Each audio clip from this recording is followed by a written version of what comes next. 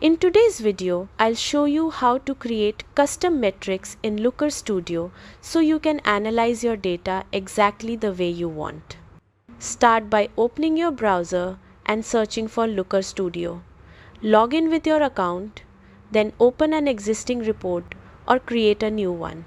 Once your report is open, either select a chart you already have or add a new chart to the canvas.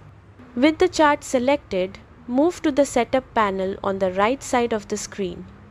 Under the Metrics section, click on Add Field, then choose Add Calculated Field.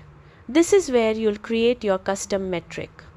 First, give your metric a clear and descriptive name so it's easy to understand later. Next, build your formula using existing metrics and basic operators like plus, minus, multiply, or divide. For example, you might divide conversions by users to calculate average conversions per user, or revenue by sessions to measure revenue per session. After writing your formula, choose the correct data type. You can set it as a number, percentage, or currency depending on what you're measuring.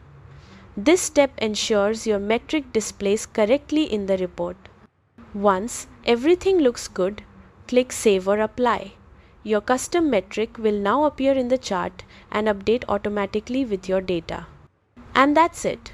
You've successfully created a custom metric in Looker Studio, giving you more control and deeper insights into your reports.